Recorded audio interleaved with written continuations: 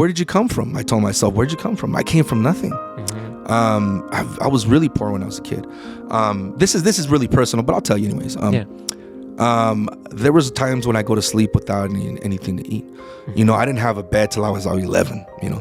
And so I sleep on a coffee table because there was too many cockroaches on the ground. And I don't want to be trampled on by cockroaches. Ooh, nasty. Anyways, this guy couldn't beat him in any way. So he set him up and he murdered my uncle. What? Yeah. So my uncle, in this time frame, you know, when he was supposed to come back, he didn't come back and he left me that bed.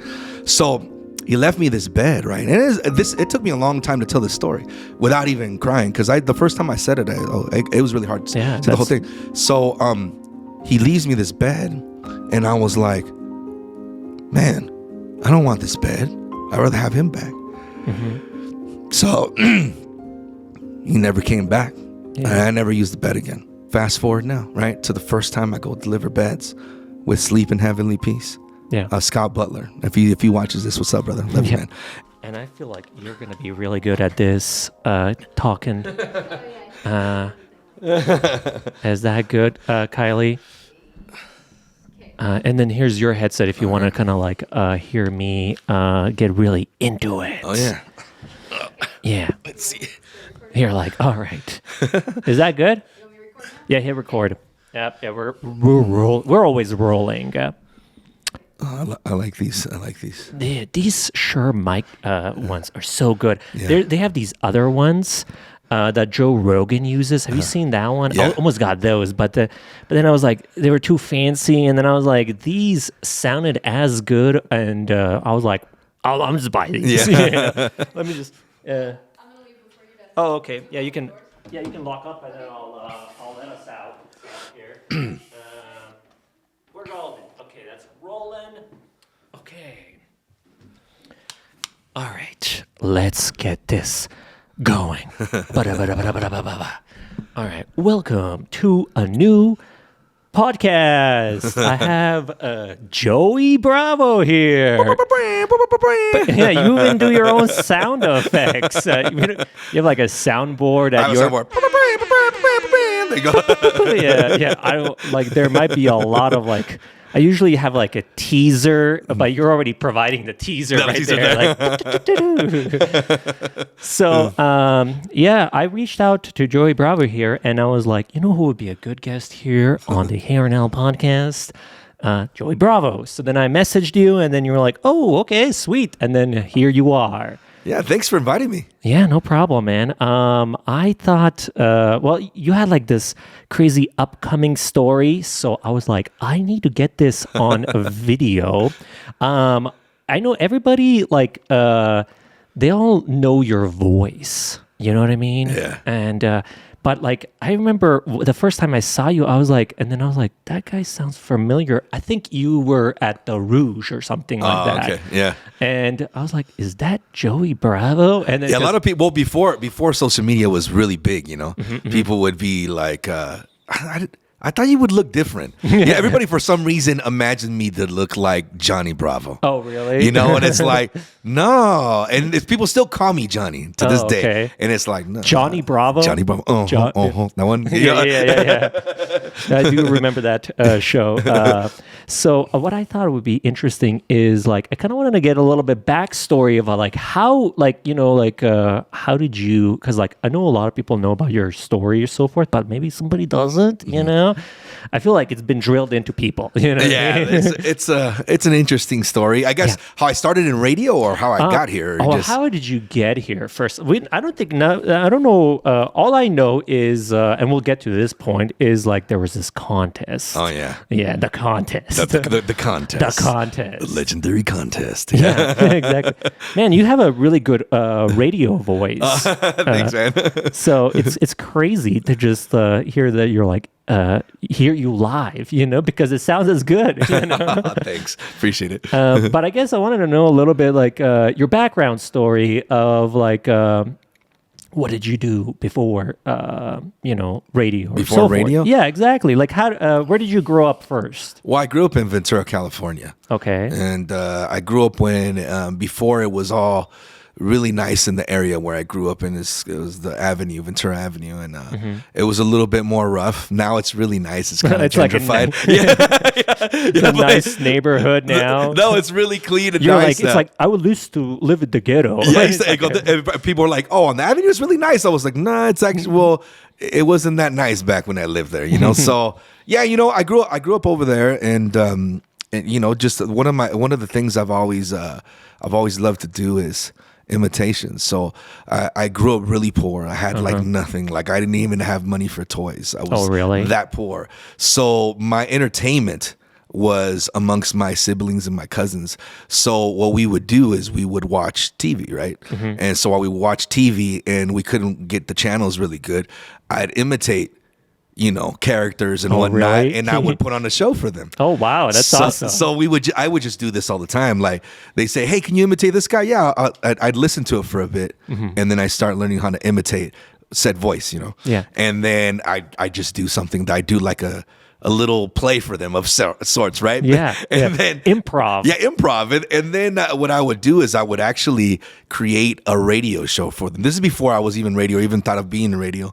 I would just create something. I would just create a radio show for them, and I just put it on tape, a cassette really? tape. You young people probably don't know what a cassette tape is, but You're like, what's a cassette what's a tape? cassette tape? So I would record stuff on a cassette tape, and I would just put it, give it to my cousins, stuff like that, and they loved it. They thought it was hilarious, And one of the things too is I've just always been a kind of an improv type of guy. Yeah. So like I come from the school of hip hop. I'm a hip hop MC first before I was in radio. So. Yeah. That was my thing, to improvise and freestyle and things like that. So I just make up stuff on the fly, Yeah. And so while doing that, I remember I was in high school, and I'm not going to tell you too much about that because I don't want you to know my age. Okay. but when I was there was career day. They called it career day. So they said, "Hey, go. There's career day. You got to go check and see what you want to do for a living." And I saw radio broadcasting, right? Yeah. And so back in that time, when I was growing up, it wasn't, people were like, you know what, that's not gonna work, man. You're not. There's no way you're gonna be in radio. Why don't you try this metal shop? You got a better chance of getting the metal shop. I was like, why do I want to do metal shop? Like, I don't care. I want to do radio. They're like, it's really hard to do that. So I was like, whatever. So and this is the counselor who told me this, right? And so I was like, okay, you're probably right. Whatever. So I kind of just gave up on that dream, and then I joined the military. Okay. I joined the United States Navy. And how was that? It was really cool. Yeah. Were you on a ship? Yeah, I was on a ship. Were you the guy who was like, this way, go, go, No, go? those were flaggers, but I would do that. But that wasn't my specific, like a signalman, they're called. Oh, okay. But that wasn't my I guess profession in the Navy. It was a gunner's mate. So I was like, gunner's mate? Yeah, gunner's mate. So I knew everything about guns. I used to run the armory there. Okay. In the ship. It was a destroyer. Oh, so I used to run the army. But I was a young kid. I was young, dude. Like I just barely got out of high school. Yeah. And so I went there, and while I was doing all this stuff, even growing up in Ventura, my mom moved to Idaho in the 90s, the early 90s. And so I remember she would always tell me, come visit me. And I was like, oh, okay, yeah, I don't know. Ohio, where's this place at? Yeah, I don't know. And so, but no, just kidding. I didn't know about Idaho previously, but I was like, yeah, I'll go visit you. So anyways, I was in the military, and when I was in the military, I came to visit her. Yeah. When I came to visit her, it just so happens that at the time frame that I came to visit, there was this young lady who came to visit from Northern California. Okay. And when I met her, we met here visiting family, right? And so then we really hit it off. And I was like, you know what? Maybe I'll stick around. Are you sticking around for a bit? She goes, yeah, I think I am. So we stuck around a little bit more. Was this in Twin Falls? This is in Twin Falls, yeah. Oh, okay. And so then she went back to California, and I was going to go back to California. But then I was like, you know what? Are you going to come back? She goes, I think I will come back. So I stuck around waiting for this girl. She came back. And this lady now is my wife, right? Oh, okay. And so I decided, you know what? I don't think California would be a really good place to raise a family. And so I didn't. I just stayed. And so we ended up staying here. While I was here, I was going to move back. I was thinking, you know what? I have a business opportunity to create a business with my cousin. I was going to come back to California, but then this contest came about. Oh, the contest. The Yeah, contest. The contest. I feel like this contest like diverted your life in a specific direction. It did. Especially sticking around in the falls. Yeah, and see, and I had. And then walk us through the contest for the people that were not here for the. I saw you advertising like crazy, so I was here when you were doing that. Really? Yeah, I remember you had like these billboards, and you guys were like big old face. I got cheeks for weeks, man. The people didn't want to see that on the billboard. Yeah. But apparently it was there. So how did this come about? I guess like how did this concert, not a concert, but this contest come about? Back then, the program director was Howard Mayhem. Yeah, Howard Mayhem. Yeah. So Howard Mayhem brought this contest to Twin Falls, and he thought this would be a good idea to create kind of a contest that was similar to American Idol, but radio this was style. like back in the day. Yeah, too. Yeah. So we got all these contestants. I believe it was like 16 contestants. 16 contestants. And so what happened was, I kept hearing this contest everywhere while I was working with a friend of mine. What were you doing at the time when that was happening? Like, what was your job then? Floor coverings. Floor coverings. I was actually working with Ed Sabia. He owns the Brick House and the Rouge and all those. Yeah. And so I was working with him doing floor coverings. And he knew me really well because prior to this, I would host car shows with him. And I wasn't a stranger. I've never been a stranger to the mic. I mean, since I was a teenager and whatnot. Yeah. So he goes, you should try this. And then I said, yeah, that would be really cool. But man, nobody's going to give me a job in radio. Well, this is like almost your dream job right here. Like as a contest. Yeah. And I thought, this is too good to be true. So I was like, nah.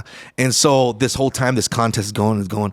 And I was just like, I was like, yeah, I'm not going to do it. I don't want to fail at it. Right.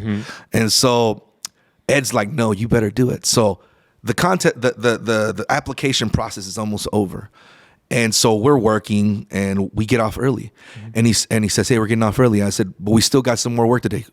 Don't worry about it. Where are we going?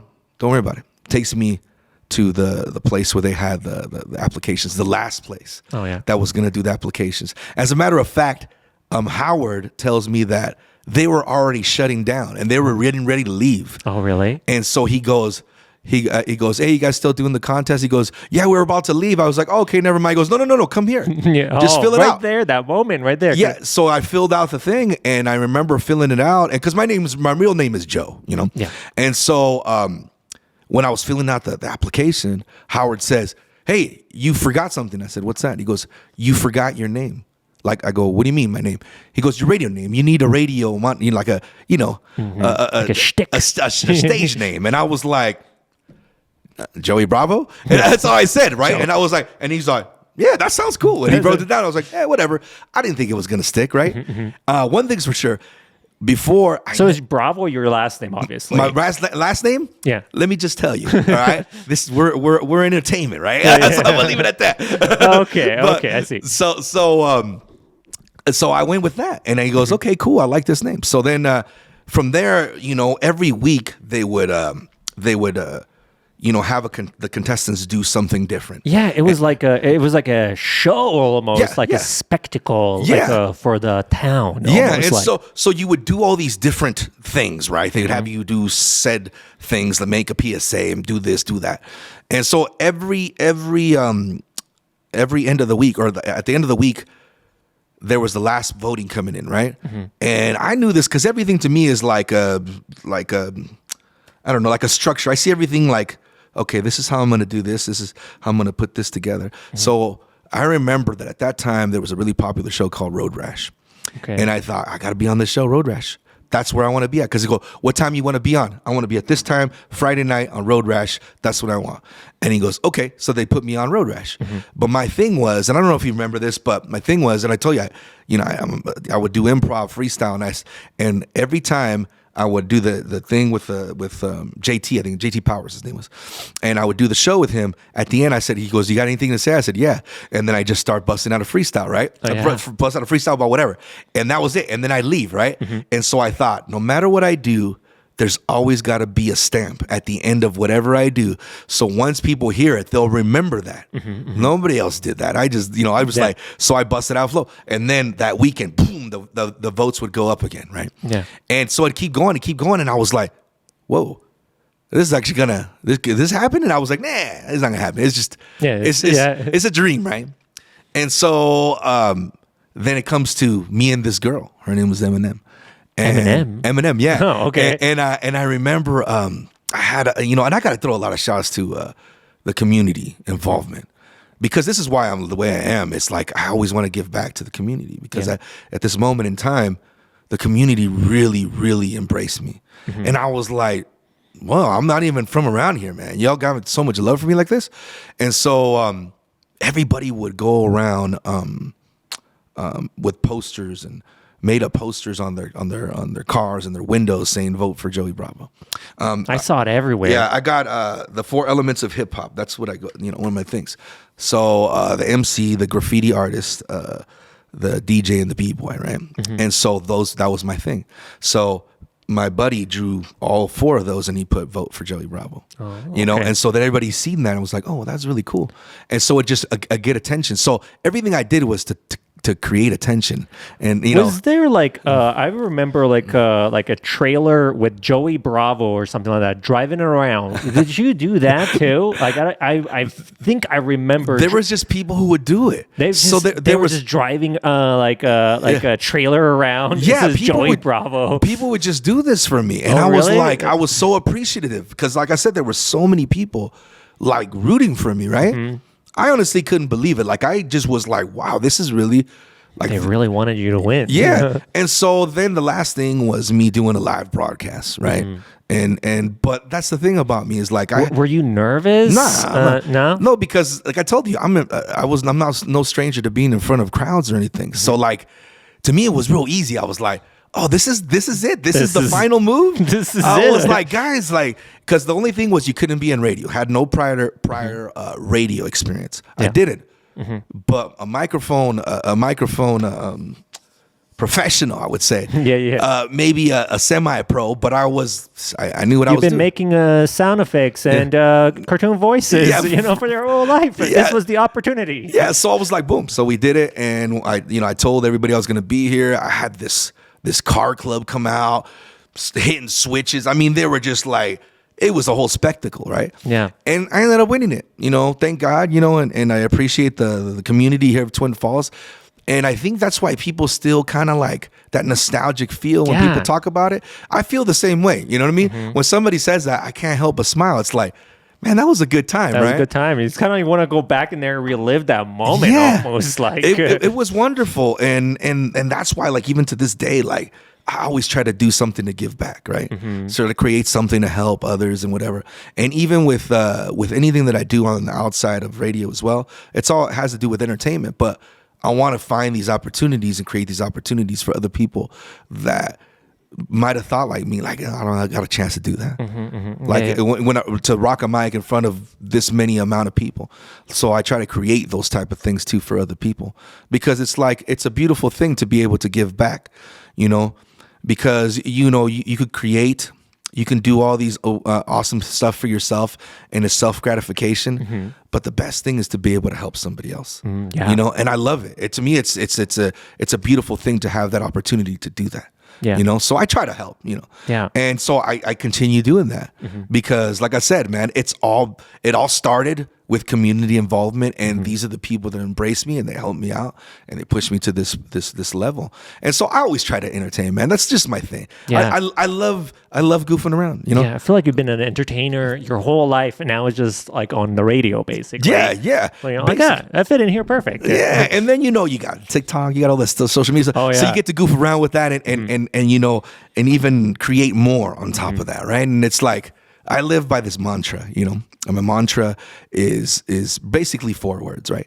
Create, innovate, motivate, and inspire, right? Okay, that's a good mantra right there. Well, I wake up every day creating something. I want to create something, right? And whatever I create, it's just fun. It doesn't have to be a serious creation, but it's just a creation, just at that. Something. And then I want to find something that I'm like, that's really cool.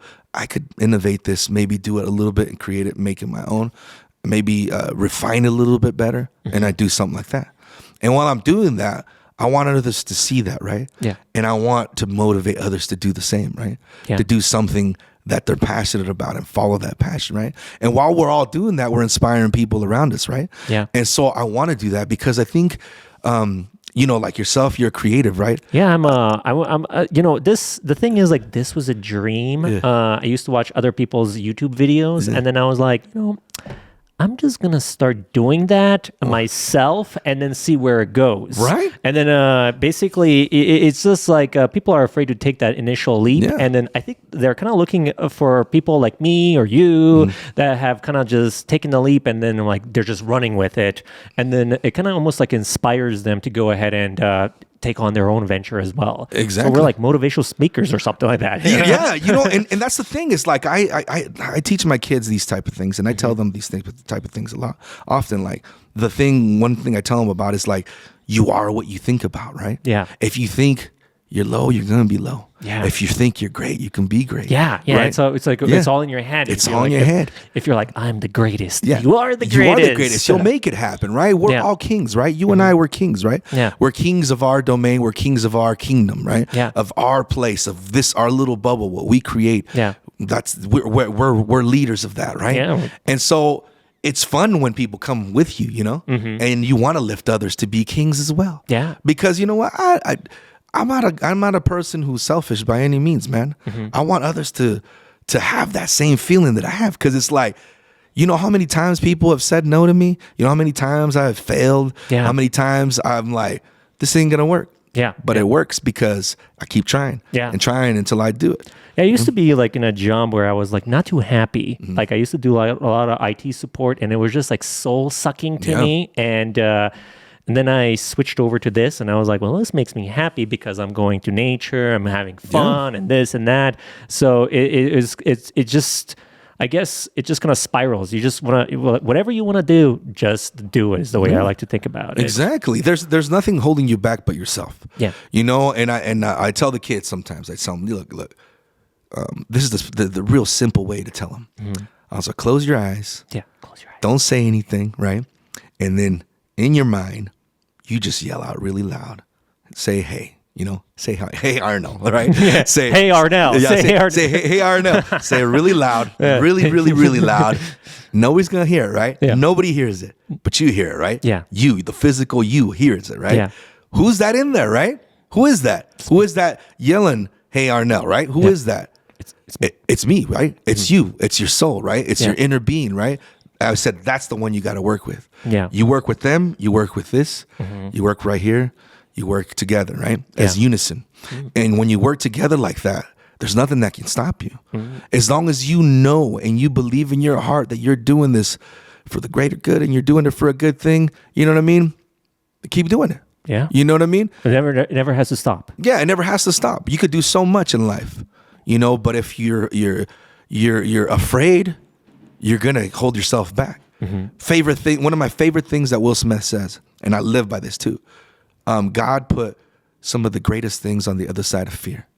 Yeah. Think about that. Yeah. I jumped out of a plane last year. Oh, did you? And I'm afraid of heights. You know what you got to do now? You got to jump off the bridge. I know everybody tells me that, but you know what? I have a guy that'll make that happen. I might just have to do that. I used to be afraid of all kinds of things like that too, and I was like, I don't want to die. It's the things like I don't want to die. But then like when you do these things, like jumping out of a plane, exhilarating. Oh yeah, it's like you get a crazy amount of base jumping is totally different. You got to try it because it's like when you jump out of a plane. Where did you do it at? I did it in Caldwell. Oh, okay. Yeah. Caldwell. I think what is that called? Oh gosh, now I can't even Is remember it what the Sky name is. Down, Sky Down. There You it is. did it the same place that I did it. Oh, at. did you? Yeah. There's that first they played that video with the Yep, guy with the yep. beard. And That's the then one. He's like, when was this made in 1999 or something?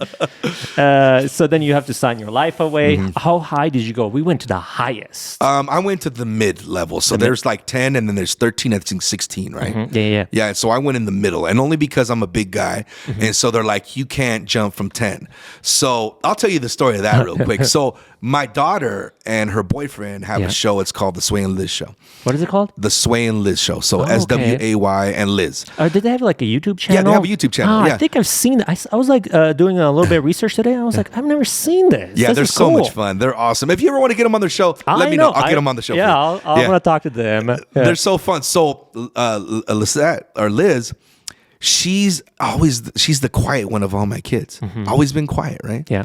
And real mellow, real laid back. Even when she was little, I'd try to, hey, do this, get up and go. And she tells me, Dad, I said, what? She goes, when I turn 21, I want to jump out of a plane. I go, what? What? And I mean, it's like from 0 to 60, right? Where I'm like, what? You're gonna jump out of a plane? She goes, yeah. She told you that? Yeah, I she didn't tell told my me parents that. at all. I was like, no, I'm not telling this. They're gonna be like, no, No, because she knows me, right? And I go, if you're gonna jump out of a plane, I'm gonna jump out of a plane with you. And she goes, really? She goes, yeah. I go, I've always wanted to do that. I've just been really scared to do it. But if you're not scared, you've given me enough courage to do this. Wow. And then so she's like, okay, let's do it. So this is like a year prior to this. And then her boyfriend, Sway, she tells him, and Sway's like, well, he's got to be now in it now too. Well, He can't. I guess I want to do it. And then, so when we're talking about this is like Christmas time, last Christmas, not this one, but just passed before. Anyways, and so I'm sitting there with my little brother, and I'm telling him, hey, this is what we're doing. He goes, I want to jump out of a plane too. I go, really? You want to jump out of a plane too? He's like, yeah. I go, Lisette, we're all jumping out of a plane. And then Sway's like, yeah. I guess so. So Sway doesn't decide to jump out of a plane till like 2 weeks before we jump out of a plane. And so they're gonna jump out of a plane together. Then I'm gonna jump out of a plane with my brother, and then we're getting ready. We're putting on our stuff. We're getting all buckled up. You gotta buckle yourself up. There's this whole process. Yeah. And I'm not nervous because I'm one of those guys that doesn't get nervous till the actual right when it's happening. I don't let nerves I don't get to even me. think about it. Yeah. I just let it happen. Yeah. I'm like, so then I go, okay. So I'm sitting there, and so then the guy's like, hey, you know what? We're gonna have to switch out here because you're a heavy guy. Your dad, or your brother's a heavier guy. They're too light. So we're gonna switch you guys out. We're gonna drop off one, then go higher and drop off the other. And I was like, what? She's like, and then Liz is like, okay, so you want to go first? Liz like, yeah. She goes, well, who do you want to go with? Your uncle, your dad? She goes, well, my dad. Yeah. And I was like, oh, so we're going first? Yeah. So I'm like, oh, dang, because I thought we were going second, right? Yeah, yeah. So then I'm like, as he goes, okay, come outside. So then I start putting on things, and right there for like 10 seconds, I was like, I'm gonna jump out of a plane, and then I was like, no. I'm going like this. Don't get out of my head, Yeah. And then while I'm sitting there, then I'm going like kind of nervous, In these 20 seconds, I look around at the guy, and I was like, I'm sorry, I'm jumping with you. I go, what's your name, man? What's your name? What's your name? And he goes, my name's Mike, and like that, I was like, bro, my best friend's name is Mike. Mike's always got my back. He had my back from day one. I go, I'm not worried. Yeah. So I get on the plane. We get on the plane. We're on top. Me and Liz are on the plane, and it's I saw like happening. this. Yeah, so you're like just sitting sitting there. You're you like, see me how big I am. Yeah. I'm like squishing like this, and I'm going like, You'll see the video. I'll share it with you. But, yeah, you're gonna show me this video. yeah, so I'm like, so we do this all on one of their episodes. So I'm sitting there going like, oh crap, And so then the first thing they're like, okay, Liz is coming out first, and then I was like, and then for another 20 seconds, I go, my little girl's gonna jump out of a plane. Yeah. No. I'm like going, and I'm going like, fatherly instincts try to take over, right? Oh my gosh. And yeah. I say, nope, she's gonna be fine. She's gonna be down there waiting for me. Yeah. And then she jumps out, and I'm like, And it's just gone. and I was just like, so I'm sitting there going like, whoa. And he goes, you all right? Yeah, I'm gonna be fine. And anyways, when I jump out of that plane, and that instance when Oh you my jump gosh. out Yeah. and you see the world like this, and Yeah. you see that beautiful horizon. Yeah, it's almost unreal. Like Yeah. what's like this is happening. Yeah, you're just like, yeah. It's like and life changes for you. yeah, it's so much. I can even really envision it. Yeah. It's like going through that again. I think it's like a one-time thing though. Yeah. Because I know if I would do it again, Yeah. excuse me, I know I would enjoy it. Oh, yeah. Just as much, but. You have to do this front flip out of the plane. So next time you do it, you have to tell the guy, I want a front flip out of the plane. So that way he does a roll and then you see the bottom of the plane. I always tell anybody that's doing a skydive, ask them to do a front flip out of the plane. All right. Yeah. And I'm gonna take your advice because we're planning on doing this again this year. So. Oh, really? There you go. Yeah. Front flip. Request a front flip out of the there plane. you go, front flip. Yeah, that'll definitely, because like then you see the bottom of the plane. It's like bye bye. Oh my Yeah. goodness. Yeah, it's beautiful. It's a beautiful feeling. I couldn't stop talking about it when I did it at first. I wanted everybody to experience this, you know. I was like, you have to experience this. This makes you see life through a whole different perspective. Yeah. You know, and it's funny because it just kind of set everything in motion for that year for me. Like, you know, my apologies, not trying to gloat, you know, to anybody who had a rough year in 2021. You know, I hope your year gets better, but 2021 was an amazing year for me. It started with that. I mean, That's a great way of starting off the year. Maybe we should tell people like, hey, 2022. Go skydiving and start your year with a bang. You right? know? Yeah, and It'll definitely make you feel alive. That's what I'm saying. There's so many things that I accomplished last year, you know, and I aim to do even more this year. Yeah. And it's like I can't stop, won't stop, you know. Yeah. P Diddy stop, you know. But you know what I mean. It's like I got to keep going. So the thing is I don't want to be that guy, and I'm sure you feel the same way. The guy that says, "What if I would have done that? Yeah. What if I wish I would have done that." I don't want to be that guy. Yeah, that's the one of the main reasons that I started the whole vlog is like I wanted to go ahead and accomplish everything that I wanted to do. I even made this bucket list that had 1,000 items on it, which was crazy thing. And then slowly but surely, they're all just getting crossed off. You know, and I'm like, I can't believe I'm getting all this stuff done. And Right? it makes me feel happy seeing like I'm really like living it up as much as I can. And the reason I also started the vlog was like I wanted to record this in videos, so that way in the future itself I can kind of almost like relive the moments itself. So that way when you you're old or so forth, you can watch back to one of those episodes. You know, Exactly. It's a beautiful thing. That's why I remember, you know, I was talking to Sway and Liz, and I was like, man, you guys are going to film this, right? They're like, yeah. We're going to put it all together. And Sway does a lot of the editing. He does all the editing.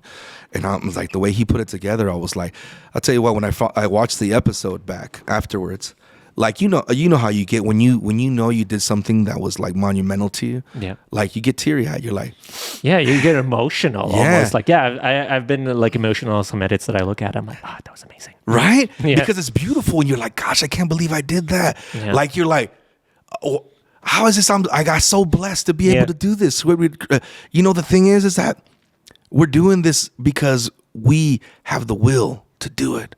You know, people just have to have the will to do it. Yes, to rise above, man, and do do it. Yeah, I feel like you got to jump off the bridge now. It's I'm gonna do it. Yeah, you're gonna do it. It's there's like two. I want you to be there though, so you I'll can be film there. it. All right? I'll be there. I'll do some drone shots of this, dude, and then we'll make a little video out of it as well too. Okay, back to your story itself. So then the contest won, and you won the contest and so forth. What are some other like ups and downs that you've kind of like experienced? Being like a radio host and so forth. Well, I could tell you some stuff that's a little dark. Okay, if you want to hear that, sure. Let's. I'm here for the whole story. Okay, I like the whole story. I like hearing. People like hearing like all of it. Okay, tell us everything. Well, I'll tell you this. The original contest, when I won it, I wasn't supposed to be on radio for more than 3 months. Oh, really? So I was like, I didn't know that too. Okay. Well, the contest was a 3-month summer gig. Oh, really? And a late night show, and you'd win $1,000 and a year's supply of Mountain Dew. That was my thing, right? A year's supply of Mountain Dew. Yeah. Did you drink it all? I did the Dew. So that was it, right? At the end of my stint, we were done. Howard Mayhem was like, okay, I got to hang out with you this day because this is your last day. Don't want you to say something wild on the radio on your last day. And so while I'm doing that, I created a fan base from Oregon, from all the way to Ontario, all the way down to like American Falls and over there and Jackpot and whatever, because that's where the Monster 99.1 used to hit. Like it was a huge signal, huge. And so when people found out that it was my last day, people start freaking out. Oh yeah. So I got nonstop calls all night long telling him, don't let this guy go, whatnot. And I was kind of even tearing up, going like, man, That's people are emotional. awesome, man. People Like, didn't want you to go. Yeah. They were invested in you. yeah, and I honestly was like, yeah, I'm done. But hey, man, thanks for hanging out with me. It was a wonderful experience, like, I'm just glad I got the opportunity to do it. I was just thankful for it, right? Yeah. So when my show is almost over, Howard says, yeah, so I'm glad you guys like this guy that much because we're gonna keep him. And I was like, I didn't even know that. I was like, what? And so I'm over here like, almost tearing up, like, well, I got this gig. Anyways, they gave me the gig, so I kept doing it. I know their numbers went up. It was crazy. So I would work late at night. That was my show. So I get there at 7 or like 6:30, and I stay there till midnight. Wow. Every weeknight, every Saturday. And only Sundays I was off, and I get paid minimum wage, right? Yeah. You're like, it's hard. You were living the dream at least. Yeah. You were like, I'm in radio. Yeah, but I still did floor coverings, and I was still a DJ at nightclubs and stuff like that. So I would work nonstop from morning till night, every day for 3 years. Yeah, people Nonstop. don't understand that there is this like phase where you just gotta be grinding and you're not making that much money or so forth. It's like you're in the grind phase or so forth. Yeah, I was honestly was living in poverty here. I didn't have anything. I was living paycheck to paycheck. I mean, there was times that I was like, okay, I'm not gonna eat, but my kids are gonna eat, Yeah. So I would make sure that they had food and everything. And so like it was rough, man. But I was like, I thought to myself, I was given this opportunity, and I'm not giving this opportunity just for the heck of it. Yeah. There's a reason for this. There's always a reason for it. And I just got to work through it. I got to work through it. I worked through relationship issues, through a lot of stuff, in between this time. Even when I was on the radio, I was the first Latino on English radio here in this area. There was no Latinos on English radio. And so I'd get hate mail. I'd get racist phone calls. I'd get a lot of hate, but I'd get way more love. Yeah. And so I wasn't the nicest guy when I was growing up. So anybody challenged me, I was like, let's go. I'm ready for the challenge. And then that's not a good thing, because when people would challenge me, I'm like, what's up, buddy? Let's go. So honestly, most people were just talking. Thank God. But the thing is that, there were some moments where I was like, am I doing the right thing? Yeah. Am I doing the right thing? And so while I'm doing all this stuff, I read this book called The Alchemist by Pablo Coelho. Oh, I've never heard of that book. It's an amazing book. And anybody who's listened to this podcast, I'm gonna have to listen to this. Is Do there you an save- audiobook? I'm sure there is. Read it or The Alchemist? It's this thick. Oh, okay. Yeah, you could read it in like 2 nights. You know what I mean? An amazing book. Anyways, when you read the book, and you'll see why I'm talking about that. This man, the main protagonist of the book, is in search of his personal legend. That's what I tell you. It's like you're the thing that you're most passionate about. He's in search of it. Anyways, he goes through this whole, process of it. And so it really resonated with me in my current situation. So I said, I'm not going to give up. I'm not going to stop doing this.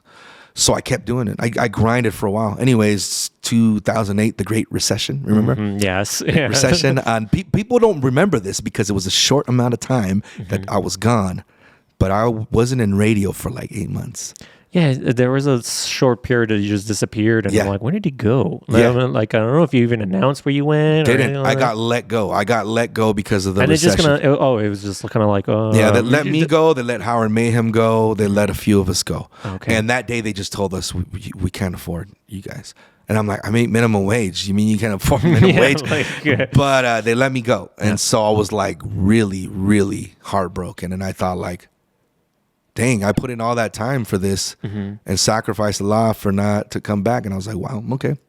So anyways, I picked myself back up, dust myself off, got a gig doing something else and whatnot. Well, you're almost kind of like a local celebrity at that point. Yeah. And I'm like, hey, you guys need me to do something for you? And I'm like, okay, yeah, we got it. Yeah, so then I work at this loan place, like the loan sharks or whatever, the payday loans. So I'm working at this place, and there's this sales rep. She's an amazing lady. Her name's Peggy, and she still works with us right now.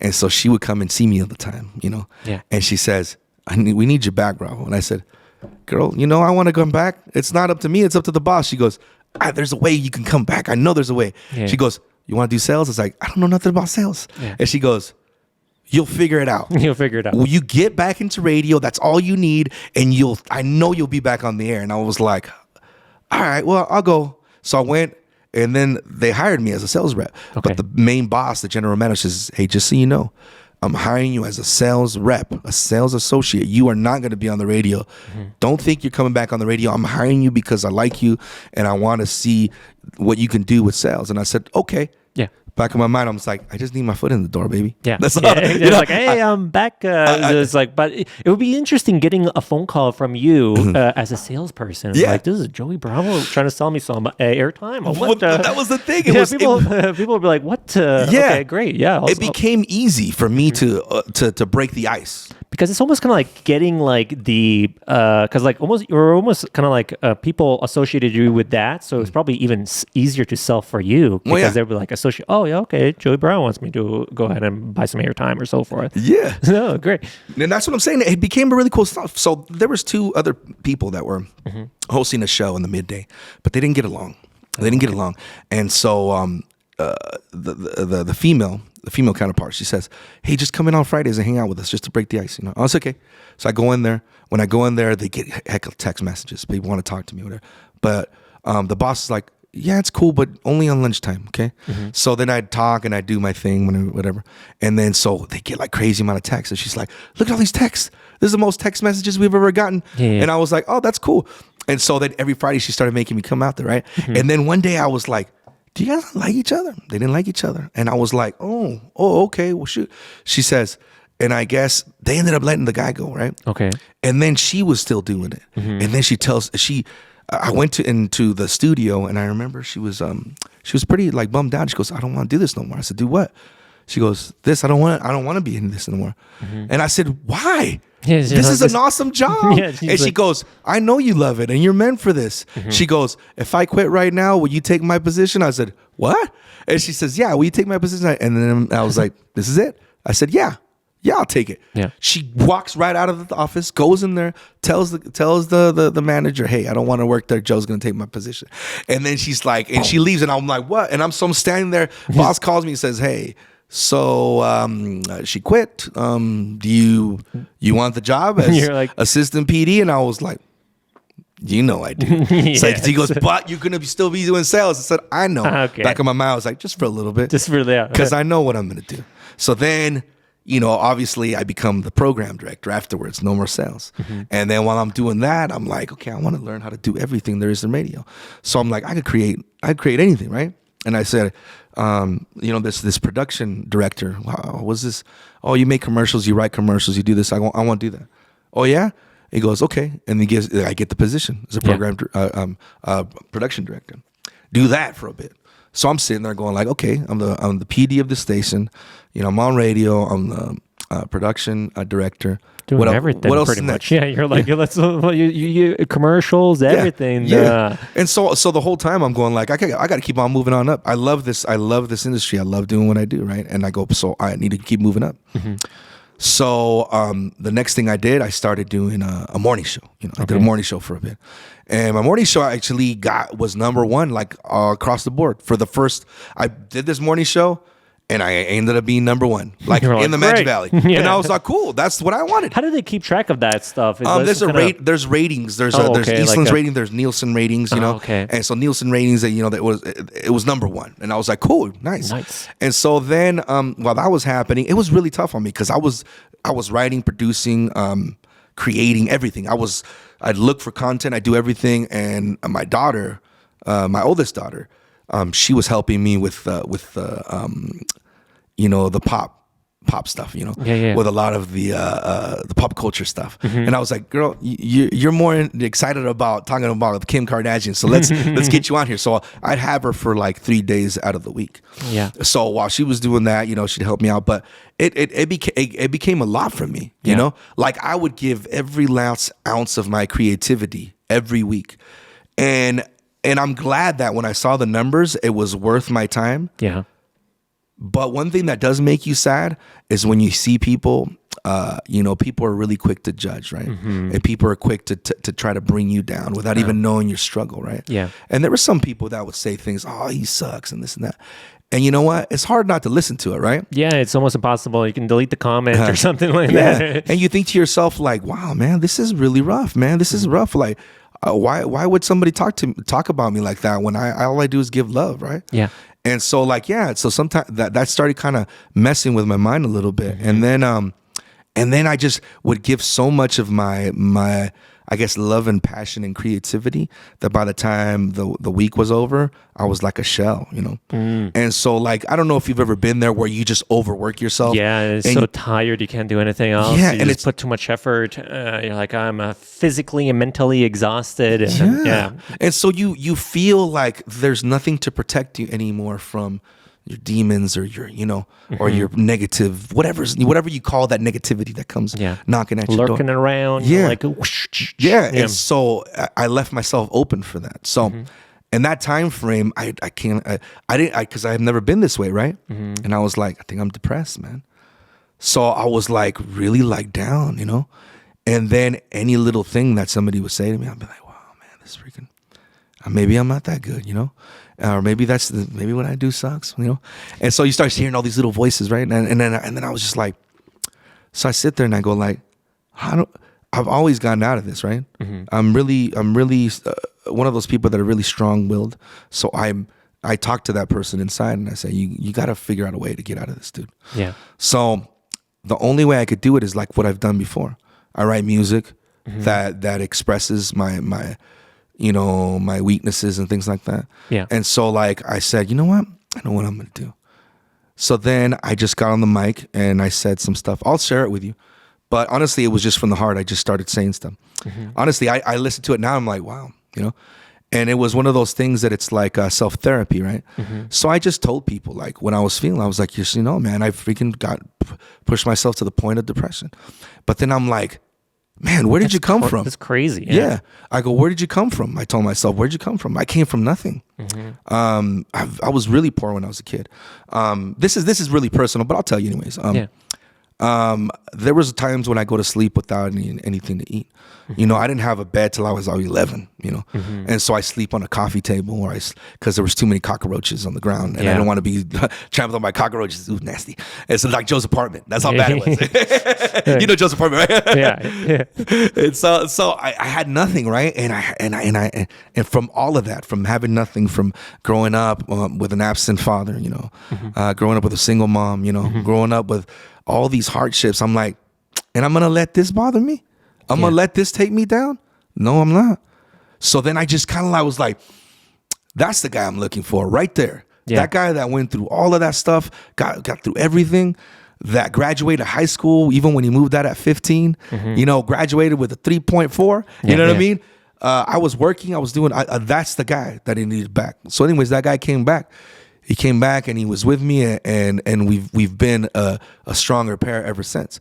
And so that's what I'm telling you is that sometimes you get pushed to that level, but people don't know that. People don't see the background or what it is. They just see the comedy and the smiles and stuff. Yeah. People are like, I never knew he was so smiling all the time. Yeah. Sometimes it's the tears of a clown. You know what I mean? Yeah. You're hiding behind a smile. People don't know that. People don't know that. They don't understand it.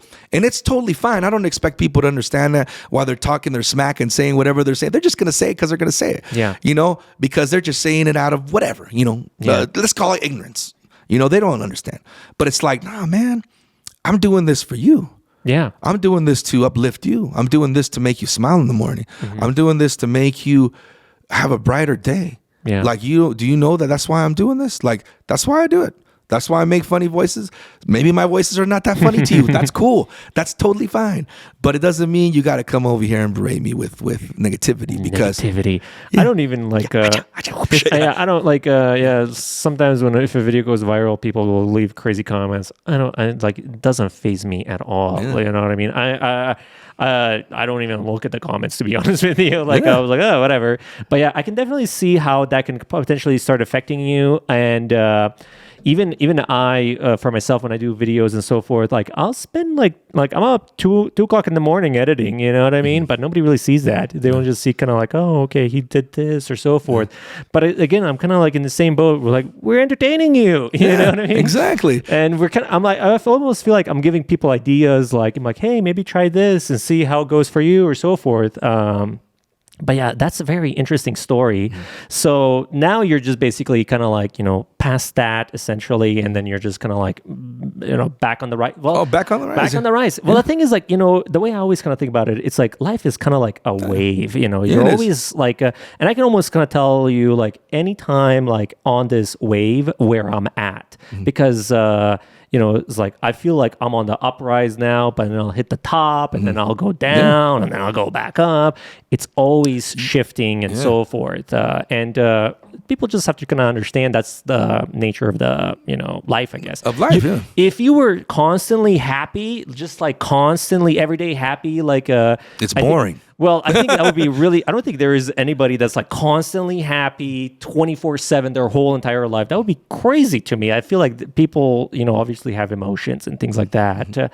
But yeah, and I also think about like people like, this is how I also think about haters itself, If you have haters, then you're on the right track. Oh, yeah. Yeah, if you got haters, like the haters care more about what I'm doing or so forth than my real fans. It's like, geez, all right, calm it down. You know? Well, they hate you because they see what's absent and then absent. They hate you because they ain't ate you. Something like that. Something like that. Something like that. They hate you because they ain't you. Because they ain't you. Yeah. Ain't you. Something like that. I heard that saying somewhere. They hate you because they ain't you. Yeah. Dude. That's the thing. It's like, you got to get back up, man. Yeah. And the reason why I stopped doing the morning show, I didn't tell you that, is that last year when I stopped doing it, it was because I was given another opportunity. They said, hey, this opportunity that we have for you, we think you would be really great at this. And I said, okay, what is it?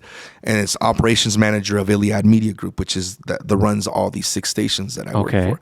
And I said, oh, okay, yeah, that's cool. They said, yeah, if you want to do that, you're going to need more time. You're not going to have enough time to create a content-driven show, like a morning show. How many people do you typically work with when you're doing like a show and so forth? Like a morning show? Yeah, like how many people are typically involved in a show like that? Typically involved, there's producers, there's people that find the content for you, there's writers. There's also your counterparts that are, there's a variation of stuff. So there's I would say on the minimum there's probably like for a solid morning show probably like about 5 people. Yeah, and you guys are constantly getting new content, and then it's like I feel like what you have to do is you have to improvise. You have to be like a master of improvise itself. Yeah, you got when you find something, you just gotta go with it, right? And so the thing about anything, any kind of information that's out there, even the information that we're giving out here. Is we give information, it might be similar to somebody else's information, but it's not the information necessarily, it's the way you deliver the information, right? So you have to make it entertaining. It's like, I could give you a crazy story, like the story, probably people might see it gone viral like one of your videos, but but this is in a bad way, not in a good way like yours, but about these people getting in a fight at Golden Corral. There was a big brawl that just happened. There? It's all over How did I miss this? Yeah, how did I miss this? There was beef. There was beef in a Golden Corral. Corral. Yeah, there was beef at a Golden Corral. So the thing was, is a guy got in line with this other dude, and they were all in line to get their steaks, and then this person decided to grab the steak in front of the guy. The guy got upset. He was trying to get his steak. So next thing you know, there's a big brawl. There's punches being thrown. There's booster seats. There's high chairs. There's chairs. Anything that's not bolted to the ground is flying in the air everywhere. I mean, it's melee. Madness, mayhem. It's just crazy. And so all this stuff is happening. You're going like, whoa. So I'm just explaining to people this is what happened, right? You tell the story of a more entertaining way than most people. Pretty much. So you do the same thing, and then obviously you throw some jokes, man. There was beef in the situation. Literally, did they realize what was at stake?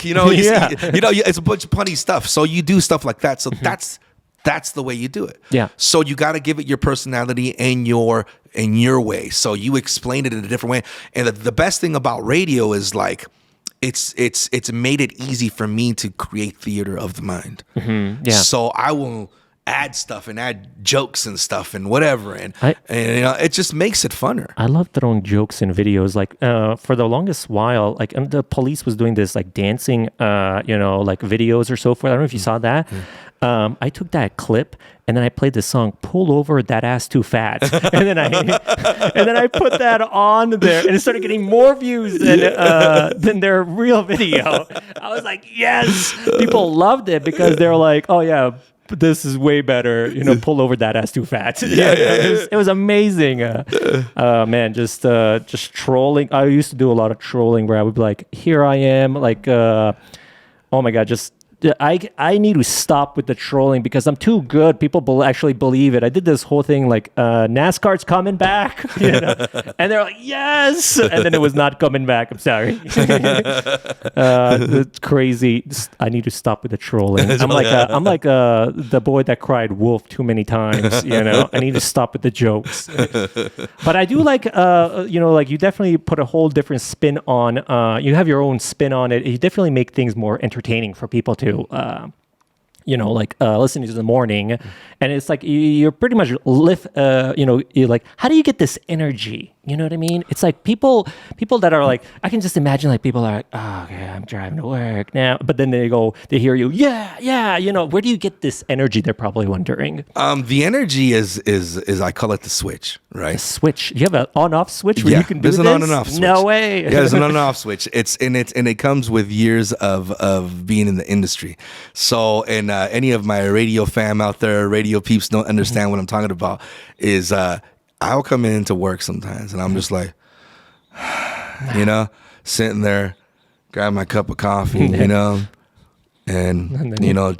drink it, and then be like, grab my mic and 92.7 The Music Monster, Joey Bravo here. What's up? And then you amazing. You just get into it, and that's then it's amazing. I don't think people have that talent to go ahead and do that. But that's crazy. Yeah, you can just like flip on like that. It's part of the many personalities you deal with. Like I think right now I'm standing at like, I don't know, maybe 8, 9, 10 different voices that I've created, right? Yeah. And so like when I write jokes or when I say stuff or when I say I have this idea, I already have this voice in mind or these characters in mind, right? Really? I'm going to use this character and this character, and I'm going to put these guys and put them in a situation, right? Okay. And so when I'll do that, right? And it's just fun. It's just fun to be able to play around with voices. And like, I just think that, when I was a kid, I just learned how to manipulate my vocal cords, right? And so now it's just become, it's like second nature. Yeah, you're always making voices. Yeah, and with these mics, you can kind of hear yourself. Yeah, you can. And it sounds really cool. Yeah. So I started doing the movie voice a long time ago. Yeah, you're like that Don Fontaine. Yeah. In a world. Yeah. Give us like a maybe you should make me like intro right here. In a world. One man, one mission, one desire. Hey Arnell, coming to a theater near you. Yeah, see, that's really good stuff. Like that really sounds like Don LaFontaine. I think his name is that's his name too. Don LaFontaine. I could do high pitched ones. I could do. Yeah, give me more. This is sounding good. Okay, let's see. Hey everybody, this is Elmo. See, I do the Elmo. That was for my kids. I did Winnie the Pooh. Can you please tell me where Christopher Robbins might be? Jeez, this is so good. Like, so you should hear, like, with these headphones, you can really, like, close my eyes. You can really hear this. So I've said this joke before. I'm like, Winnie the Pooh and Pennywise have something in common. The new Pennywise. Pennywise is just a demented version of Winnie the Pooh voice. Oh, really? I never noticed that. It'd be like, how does it say? What was the little kid's name? Oh, I'm really bad with names. You want your boat back? Oh, you remember he says that? Oh, okay, yeah. He goes, I'm your friend. Oh. I work in a circus. Yeah, that's a little scary. See, it's the same voice, right? I feel like you almost like you could be like a voice actor. Have you done any voice acting? I've done some cartoons and stuff like that. I wouldn't mention it only because these cartoons are like Adult Swim cartoons. Oh, really? I did a cartoon. It was this really silly situation where the guy, there's these two girls are looking at the mirror, and it's like a Candyman spoof. And so they're saying the name, and the guy's name is Sugar Daddy. Okay. And so Sugar Daddy is a pimp, right? So they say Sugar Daddy 3 times, and the pimp appears, and then he comes at them, right? So I was like, this friend of mine says, hey, I'm doing a cartoon episode, Halloween episode. Will you do a voice for me? I said, yeah. I goes, this is the character. I was like, oh yeah, I have a character I made a long time ago called Lippy Steven. Hey, baby, Okay. So I made that, and so I used that guy to be Sugar Daddy. I say, I'm Sugar Daddy, so I started doing that. And then I do the girl voice, like, oh my God, I start doing the thing. So I'm like, oh my God, it's like we're Stockholm Sugar Daddy, whatever. So I started doing those voices, and I just send him this voice. I said, hey, here you go. This is what I got. You could change the voices around, whatever. He goes, no, I want it just like that. I'm gonna animate it. So then he animated it and put me in this cartoon show. And then I did some prank calls with his main characters. And so I do the what is it? The scream voice. Do you like scary movies? So I do that one. I also do the Grindhouse. Remember? Oh, okay. So like when Quentin Tarantino did the thing, machete. Little did they know he was a federale. So you do those voices. So there's like a bunch of them. You just got so many. This is just blowing my mind. It's like you're literally like a voice actor itself. I also saw that you were doing music. Talk to me about that a little bit. Like you got like a music video, maybe like a couple of music videos. I have actually a lot. I just started seeing like, and then I would hear these songs as well too. I was like, oh my gosh. Well, remember how I was telling you, rewind. A little bit. A little bit. I started as a hip hop MC. So that's what I would do prior to radio. And so I would create music and do all this stuff like that. And I've been making music for a long time. And so music is just a love, Yeah, I've made a little sum off of it, and I've toured with some of my favorites, I've performed with L Cool J, with Pitbull. L Cool J and Cool J, Pitbull. Pitbull itself. Yeah. What? Yeah, I performed with a good amount of famous people, whatever. And but it's just for love, right? I love doing it. And so anyways, I write music. So I go by the name of the Lyrical Sound Demon. That's my rap moniker, right? Yeah. And so then I have a group called the Illest Lyricists, and that is myself and Mike Ill. So he and I put music together, and that's our group. There was a time that we were called the Illest Experience. That's when we had a whole band. Oh, I think I remember this. We actually did a battle of the bands a few times. Oh, we had a whole band. There was like a rhythm guitar, the main guitar, bassist, a drummer. And he and I were the vocalists. So we would do that, and but yeah, I've been writing music since I was like really young. I started writing stories, poetry, all that, and then it just went into it, Because many people don't know this, but rap is an acronym for rhythm and poetry, right? Oh, okay. And so a lot of people start with poetry, and it just kind of goes into that, and then you just kind of know music, right? And then you put it inside of a bar, right? Yeah. And a measure, right? And a measure of music. So I just started making music. So I've been making music for a long time. I've connected with other creatives as well. One creative who is just an amazing guy. His name is Mario Nolasco. Okay. Interval Films. I know him. Yeah, and he's amazing. And he does such good music videos. Yeah, that's the music video that I saw. I was like, this is a good video. Yeah. He's got it all on a nice gimbal or something. He's like, you guys were like somewhere, like I think maybe like sand dunes or something. Oh yeah, like we went that. to the Bruno Sand Dunes. Yeah, I was it was called Poison Pencils. Yeah. Okay. So Poison Pencils. If you listen to the rap, it's the acronym of Poison Pencils. So the whole thing is written in that format. So poison. So I start with P's. I rhyme with P's and then O's, and Okay. So then until I spell poison, then I do pencils, right? Oh. So if you listen to the song, it's like that. So the concept of the video, when I told him, hey, he goes, I want to make a video with you. I said, well, man, I got some crazy ideas. He goes, the crazier the better. And I said, well, this is what I want. I want something that kind of reminds you of Blade Runner, Yeah, that's what it was. I was like, this looks like the Blade Runner. Right. It was amazing. No, it's this kid He's is so good. He's so amazing. And I met him when he was really young, and he says, I just want to work with you, man. And I was like, well, let's work. Yeah. So then we just started creating things. So I told him, hey, I want to do this. I want to do this visual. Yeah, let's do it. As a matter of fact, we're working on a visual that's going to be, we're going to start filming in March, which honestly, promises to be the most epic one of all. Oh, stay tuned. Stay tuned, because honestly, I'm telling you, drop. Yeah, you're going to love this. This is has everything to do with my persona, as a comedian, as an artist, as an MC. Like it's gonna have everything together. So did you also do like stand-up comedy and stuff I did like a little that? bit of stand up. I would actually open up for a lot of comedians and basically host shows, and I would do stand up, a little bit of stand up. Not to the point where I had a whole stand up, Okay, like a routine or something like it that. was just like I do some stand up at the beginning, then introduce the comedians. Oh, okay. So I would do that and stuff like that, and that's honestly another thing I want to do is I really do actually want to do an actual stand up set, but I'm so busy doing so much that it's like other stuff. It's like I don't know if I have time to pull a whole like show, to do stand up. I like to just throw a joke out there once in a while and get a crowd laughing, and I was like, that's all I needed. That's all you're like, and I'm gone. And I'm gone. Yeah, we were at this banquet or something like that, and basically they were giving out like these awards or so forth, and our team went up, and then my boss is like doing our speech, and then she's like, okay, now we have Arnell. And I'm like, oh my God, I don't have a speech, But what they were doing was they were giving away that shovel. You see that purple shovel, right? They're giving away a purple shovel, right?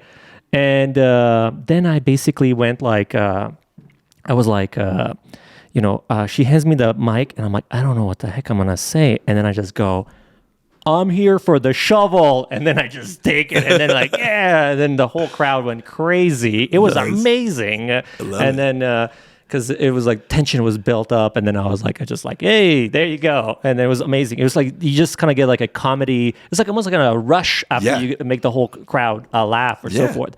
But I'm like, I don't know if I could do this for like one after another one after another one, because you have to be really witty and this and that. It's all about timing, you know? Yeah. And the way that I tell you that it works for me is because of rhyming, right? Rhyming is about timing. And you got to land on the certain part of a certain... It's kind of the similar way of thinking. It's just longer bars in a way, right? And so you wait for the laughs, and you wait for the claps, you wait for the reactions, and then you go to another one. Yeah. And you do a little something like this, and then you go for another one. Do you have a favorite comedian that you like? Gosh, I have so many comedians that I love. I mean, I grew up with dirty comedians. You're like, these are great jokes. Comedians I shouldn't have been watching when I was a kid. I mean, and I watched them all. I mean, Eddie Murphy has always been my favorite. I like Chris Rock, George Lopez, Julio Iglesias, Gabriel Iglesias, Fluffy. I mean, there's so many,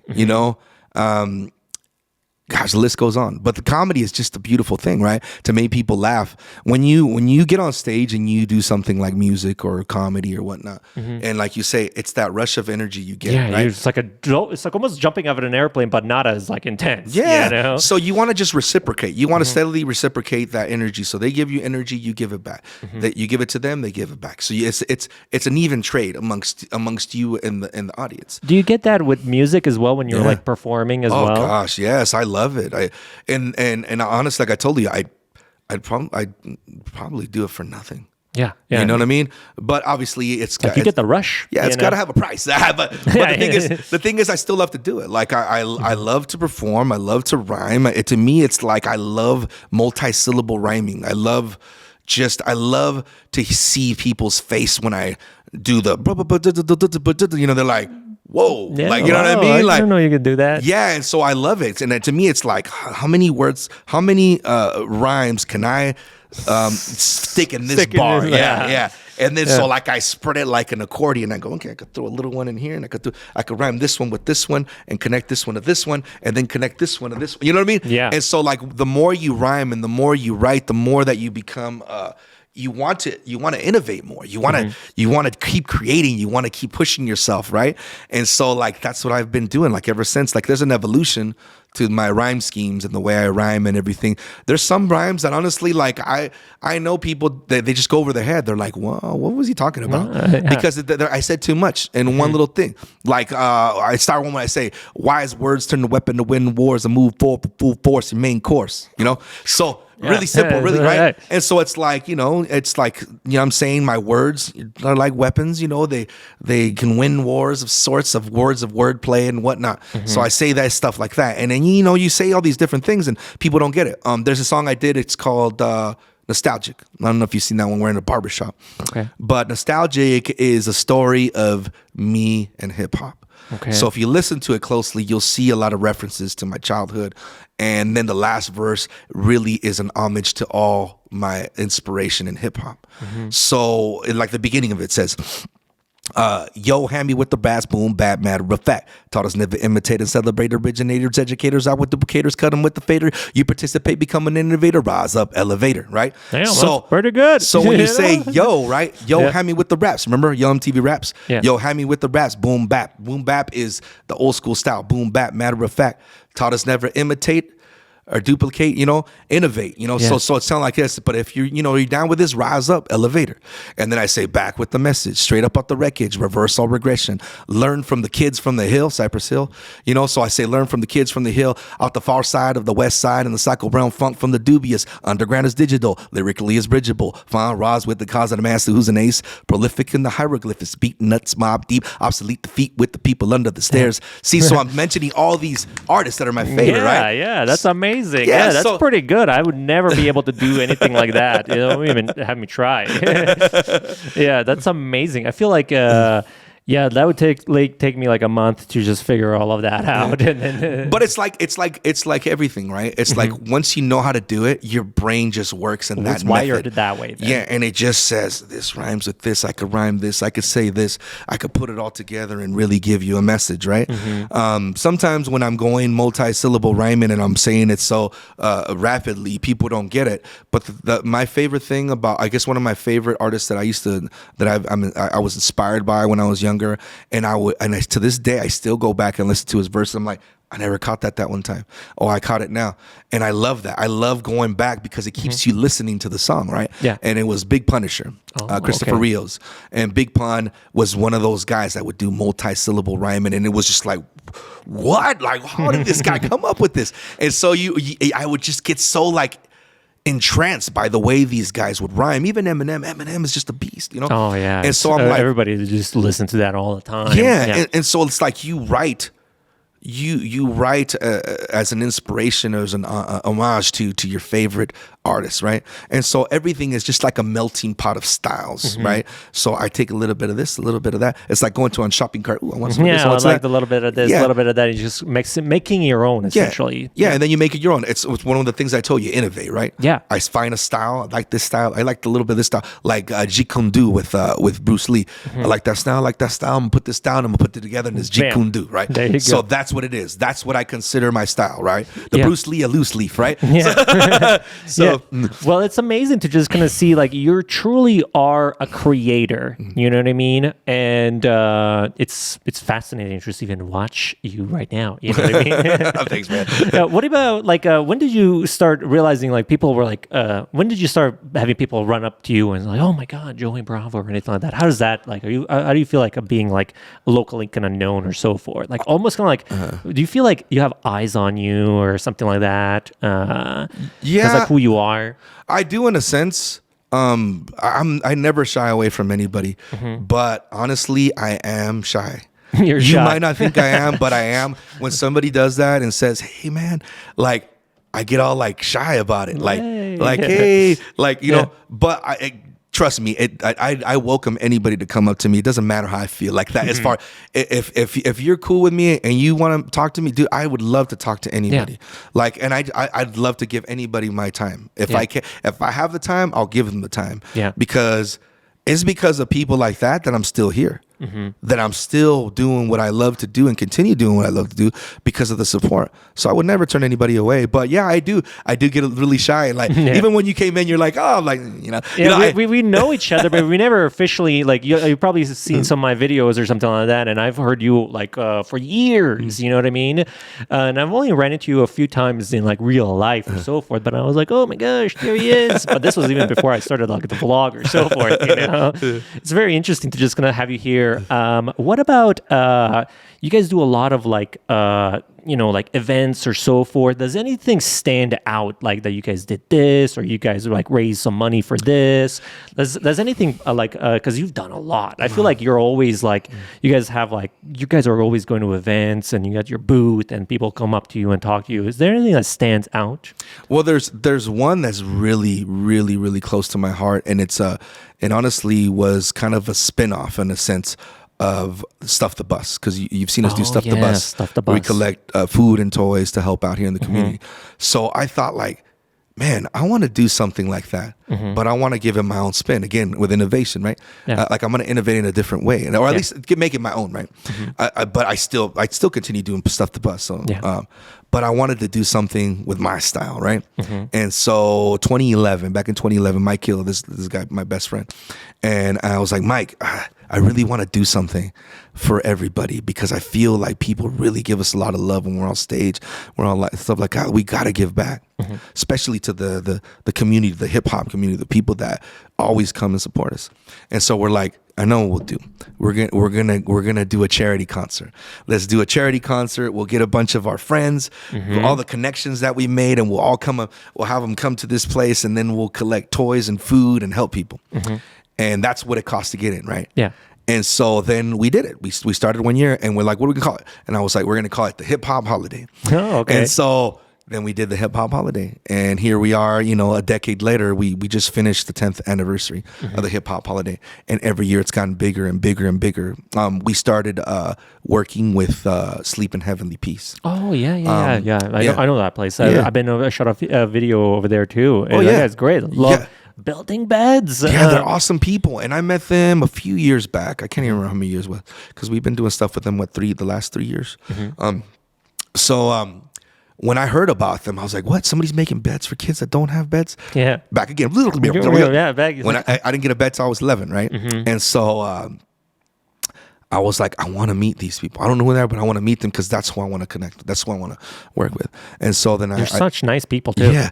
And so we connected, and we're like, I want to go. Look, I want to give you guys food and toys for the kids that are getting beds too. And they're like, well, we don't do that part, but we would love to have you come along with us. And I go, okay, well, I'm going to raise some money to make more beds. Okay. So then we started raising money to build more beds. And then what we do is around Christmas time, we pick like, 5, 6 families, 7 families. And then all the toys and food and everything, we put it together and we make packages for everybody. And then we go and we deliver beds and we build the beds and we give them the packages, Santa Claus style. But one thing for sure is that the kids see me, that's cool, but I want the kids to feel that it was either, that it wasn't us that did it. The parents could say whoever brought it to them. Santa. So I tell the parents, hey, you do whatever you want with this, but this is for you guys. Yeah. So I'm not going to tell them that I brought it, and the kids don't see it because we always do it incognito type of thing. And so that's one of those that I love, dude. I love to be able to do it. When I was 11, the way I got my bed was my uncle. My uncle gave me a bed. And he came to visit. So you would just sleep on the floor? On the floor, yeah. Wow. I sleep on the floor. I sleep on a coffee table. I'd put like blankets on there. Oh, okay. Because I didn't want to sleep because I'm telling you, there was like cockroach I'm infested not apartment. sleeping on the floor, but the coffee table, Yeah, that looks pretty nice. If I find you here sleeping on this, you're like, hey man, you got a bed at home. You know? But no, so my uncle comes and I'm 11 years old one night, and he's like, hey, I'm come visit you guys. Come visit him. And he says he has this cot. Never seen a little cot before. I was like, whoa, that's cool. it folds out. He goes, yeah, it's a bed. I was like, whoa, and that's pretty neat. And he's like, yeah. And he goes, hey, I'm gonna go back to my to my town. And he lived in California too. And he goes, but I'm gonna leave you this bed here, and then you go ahead and use it, and I'll come back. That's because crazy. I'm gonna move. I would have never thought that you didn't even have a bed until you were that age. Well, That's crazy. Yeah. It's crazy. Well, I know, and people don't think that people go through this, but people do, right? And so, like he says, I'll be back. I'm gonna move with you over here this way. I just need to do some stuff at home. So my uncle was a really helpful person. He wanted to help people. So there was these guys who needed a job. So he went and he took them to get a job at this orchard. Took him to this orchard. Come to find out, those guys set him up with this guy that was that was jealous of him. He basically, my uncle's ex-wife, she got with this guy. Okay. And this guy was always jealous of my uncle. My uncle was a very, very strong, very tough guy, but he had a really good heart. Anyways, this guy couldn't beat him in any way. So he set him up and he murdered my uncle. What? Yeah. So my uncle, in this time frame, when he was supposed to come back, he didn't come back and he left me that bed. So he left me this bed, right? And it took me a long time to tell this story without even crying, because the first time I said it, it was really hard to say the whole thing. So he leaves me this bed, and I was like, man, I don't want this bed. I'd rather have him back. So he never came back. I never used the bed again. But anyways, I've always thought of that, right? So fast forward now, right, to the first time I go deliver beds with Sleep in Heavenly Peace. Yeah. Scott Butler. If he watches this, what's up, brother? Love you, man. And he says, come on, man, we're going to deliver some beds. So we deliver beds, right? It was the very first time we connected with him. We go into this house and, we're moving some stuff around for them to get this thing. I walk into this room and there's like blankets on the ground where the kids lay. And then there's like kind of blankets tossed right there. And I'm like, oh, do we need to move this? And then I move it out and it was a cot. It looked just like the cot. Yeah. Probably was very emotional. Yeah. Right there. You were and like, so even brought me right now, memories back. Yeah. So his cot was like an orange, right? And this cot was like a military green, right? And so I see the cot and I was like, and then I look at Scott, because Scott knew this story. I told Scott, and Scott just goes, and I teared up and I just walked out for a little bit and I was like, and he says, remember when I told you that the first time you do this, you'll know you're doing the right thing because there'll be a sign, right? And that was the sign, man. Wow. And so I've always wanted to do stuff with him, right? So once I did that, I told Mike, we got to do another thing. Yeah. We got to do something else to help the community. And he says, what are we going to do now, brother? I go, this is what we're going to do, man. We got to do something similar to Hip Hop Holiday, but let's do it for the summer. And he says, ooh, okay, backpacks and school supplies. Yes. Because me and him are like this, right? Yeah. I go, okay, let's call this the backpack kickback, right? And so that's what we started calling it. Wow. And yeah. It's so crazy. Like you're like, people don't realize how much you're giving back to the community itself. And then, it's just crazy. But, hopefully they listen to this and they're like, wow, I had no idea. Yeah, but it's all for love. Like I said, I really strongly feel that I wouldn't be in the position that I'm at and wouldn't have the accolades and the success that I've had here in Twin Falls if it wasn't for this community who has embraced me since the giddy up. And that's why I have to give back. Yeah. I'll always do that no matter what. I'll always do that. I don't, we talk about haters and people. Yeah, people don't understand and that's fine. It's cool. I don't have time even to tell them what I'm doing. I'm just going to do what I want to do and nothing's going to affect me the way I feel about it. So exactly. It's like if you want to help people, help as many people as you can. I feel like that's a lot of people's purpose is you feel much better when you help somebody out and like, hey, here you go. And so they're like, wow, thank you. You know, I'm saying it's like any of these times that I got helped when I was a kid and Salvation Army helped me. That's why I helped Salvation Army. So all these different things help me, right? These entities help me that I go when I get to a certain age, I kept telling myself when I was a kid, when I was poor like that, I'd be like, when I get to a certain age and I have that opportunity, I'm going to give back because there's going to be a kid just like me who just needed a little help, right? A kid that was down and out or down on his luck or whatever, or their family just needed just a little nudge, a little help, right? And I said, that's the difference between a person, going this way or going that way. If we can create that little thing that switches their trajectory to a positive direction, then let's do it. Yeah, it's not going to hurt anybody, right? Yeah, I mean, why not, right? We have the time. I'm happy to give the effort, so I'm gonna do it. I'm gonna do it, and I'm gonna continue doing it. And I'm not doing it for accolades. Even if you watch this video, thank you. If you give me love, I appreciate it. But the reason is that I just want to inspire you as well to do the same. You find something you're passionate about. You find a charity that you're like, that resonates with me. I want to help them. I want to help them do it. It's really a good thing. It's good. It's food for the soul. Yeah. You know? And we have to do. We're not here for a long time. Yeah. And one thing I want to do is boom, gone. we're gone. You know, one thing I want to do is when I'm gone and I'm everybody. You know, everybody's like, oh, he was a good dude. Just remember this, man. All I want to do is leave a legacy of love. That's it, man. That's awesome. That's all. Even if we help just one person, I think that's all that really matters. Yeah. You know, just affecting one person's life trajectory or so forth. I think that's more than enough. You know, inspire or help them to create or so forth. That's all that really matters. Exactly. You know? Let them live their life to the fullest. Yeah. What they want. Exactly, man. Follow your passion. Just do it. Don't be afraid. Don't be afraid. Okay. All right. I think we've got enough here. This has been a good one. Really good. You're really great. See, I feel like you've got so much to say and tell and so forth. I feel like we could probably even keep this going and so forth, but I'm like, we gotta cut it. Yeah, here. we gotta go home. I gotta eat and stuff like that. I'm probably getting a phone call from my wife. Where you at? Yeah, I know. I'm probably getting my phone's vibrating. Like, what's going on here? Yeah, I gotta run my dog a little bit and so forth. But again, thank you for coming on and just telling your story. I mean, this has been great. And again, I hope that we've just even inspired one person to go ahead and pursue their dreams or so forth. And bam. Yeah. That we just do it like that. Yeah. Thanks for having me. All right. Yeah. I really appreciate it, bro. No problem, this man. Was awesome. Thanks for coming down. Yeah. Just checking out the podcast studio. Yeah. All right. Well, we'll see you guys on the next one. All right. Peace. Bye. All right. We got it.